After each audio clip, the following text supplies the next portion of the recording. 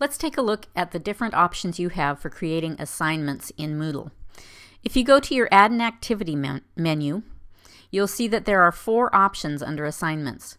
You can do advanced uploading of files, online text, upload a single file, or do an offline activity. Let's look at this upload a single file first, because that's a really common one to use. And this brings me a little menu for designing my assignment. So we'll call this Reading Responses. And then in the text box, I'll give a description of the assignment. Now I'm going to just make this really short, and I'll just say, please upload your one-page reading response here. You could put the entire instructions there for whatever the assignment is, though. You can set up the grading system, so anything from 1 to 100. And when you want this to be open for them to upload, when you'd like it to be closed, whatever the due date is. And then you can choose if you want to let them submit papers late or not. You can also choose if you want to let them resubmit if they've made a mistake or want to update something. So I'm just going to go ahead and save this and return to course, and then we've very quickly put together a little assignment. Now I cannot see the student view since I have no students in this class, so I'm going to switch over to another existing course, and I'll show you what it looks like once students have submitted a paper. So I'm going to click on this Assignment 4A, which is set up as a single file upload. And here's the assignment that I gave to students, and up in the right-hand corner, after students have submitted their paper, it will tell me, View 20 Submitted Assignments. If I click on that, I can now see all of the students in my class, and I can see all of the papers that they have submitted.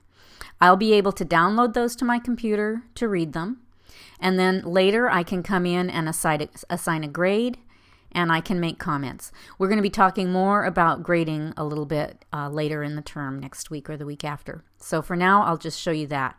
Now let's go back to our course and look at the other options here.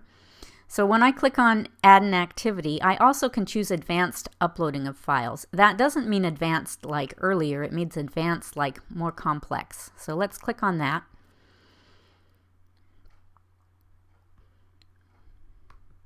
And let's say Reading Responses again.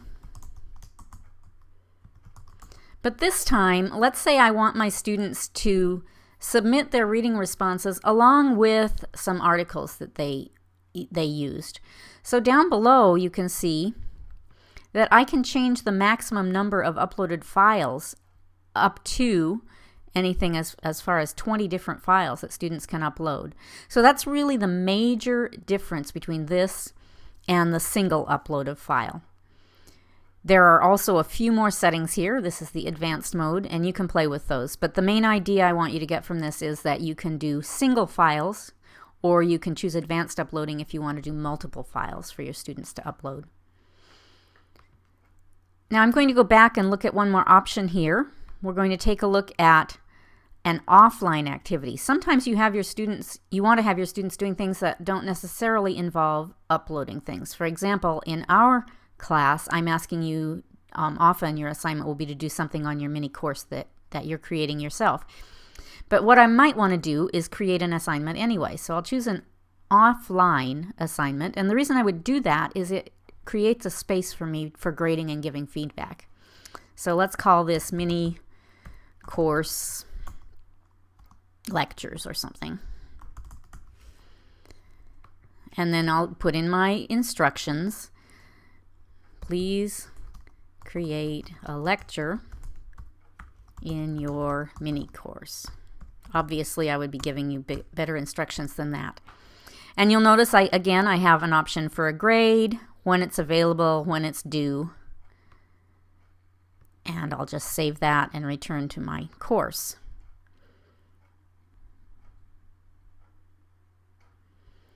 So it ends up looking just like an online activity. But let's see what it looks like when I go over here then to another course where one already exists. So here we have Create Lectures in Your Mini Course. This is one of the assignments for our class, and when I click on that, you'll see that it says no attempts have been made on this assignment because I haven't put any grades in yet. But if I click on this, you can see that everyone in the class has a space here and a place for me to grade it and a place for me to make comments. So the advantages to doing this offline activity, the advantage is that it gives me a place to give you feedback on that. So the last option here